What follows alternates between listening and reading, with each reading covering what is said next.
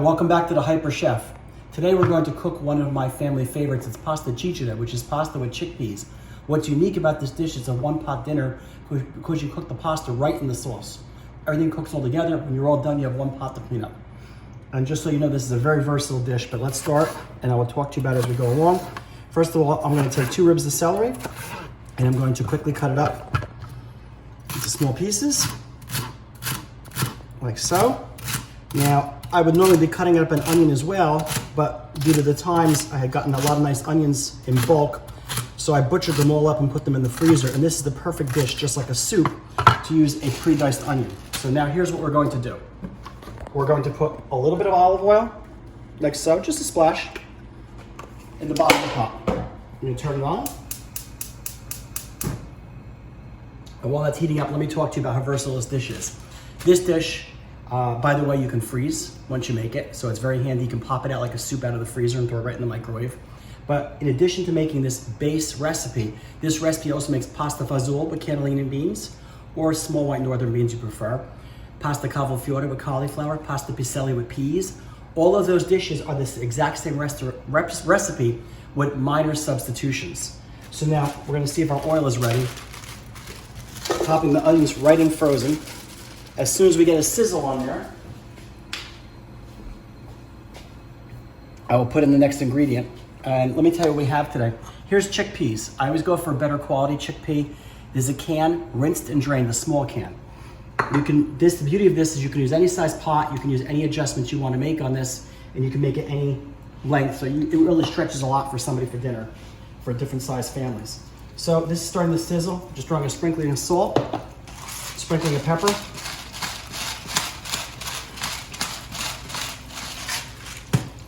And now we're gonna put our celery in. And that basically is our base. You're gonna watch how fast this goes. You can put this dinner on the table in less than 30 minutes, which is just fantastic, especially for a weeknight. A good old trusty wooden spoon, as we say, not just for hitting the kids. I'm gonna sprinkle a little more kosher salt on. Throw a little more black pepper. I'm gonna let that mix in a little bit.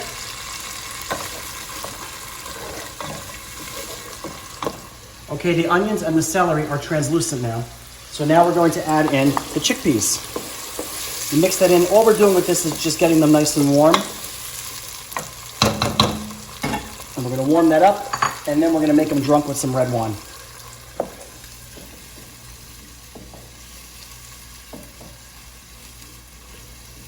It smells so good. I can't believe how good that smells. This is a very comforting dish, especially in the winter. I love to have this for lunch with a piece of crusty bread. It's a perfect meal. And it's a completely meatless dinner, so it's perfect for those Fridays during Lent or anytime you want to have a vegetarian dinner. So it's perfect for that. And of course, with the chickpeas in here, it's low with protein. Okay, now we're gonna add in a big splash of red wine. Turn it up. Let the wine boil off. You do not want to stir it because you want the wine to layer on top. As I always say, when you no longer smell the bitter, it's ready to go on to the next step. And let's talk about what we're going to do next. We're gonna put in 2 cans of diced tomatoes, and then we're going to season it a lot. Once that is all warm, we're going to, hot and all mixed together, we're going to add in water because this is more like a soup. And we're gonna bring it up about 3/4 of the way. But again, you can add as much water or as little as you want, depending on how many people you're serving. I like to do a full pot because in my house, it never fails. As soon as dinner is done, someone's out making another dish full of this. And we're going to put the pasta in here, but what you need to remember about the pasta is less is more. If you put too much, you come back later on and there's no sauce left. It soaked it all up and it becomes just a dry pasta dish. And then you're gonna have to soften it up with maybe a little chicken stock or something to eat it. So you wanna be careful. And let's talk about the type of pasta. I always use small shells or tubettini. I prefer the small shells, never bigger than small because otherwise they get too big when they expand in the pot.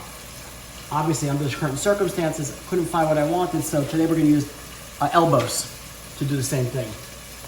Okay, that's cooked off. And now we're gonna add 2 cans of diced tomatoes. 1 and 2.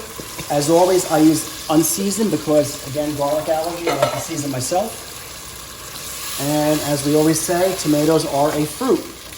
So now that we put in 2 cans of diced tomatoes, we're going to have to add a fair amount of salt because it's a fruit.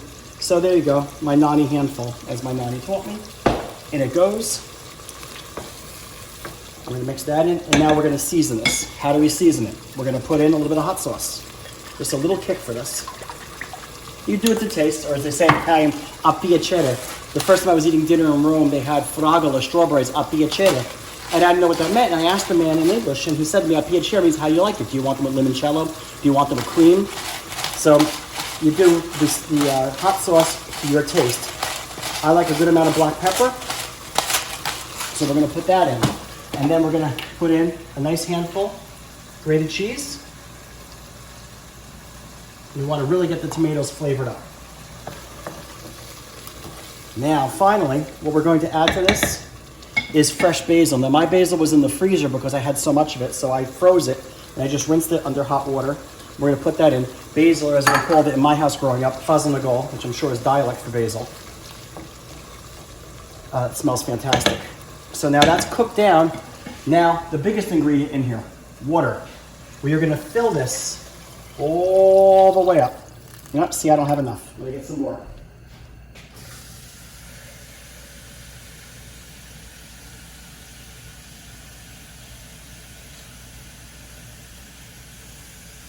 Okay, I'm going to add some more water to this. And now we're going to let that go to a boil. I'm going to add even a little more.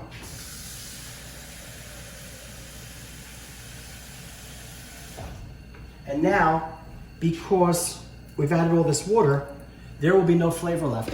Now you really need to season it. Some more black pepper.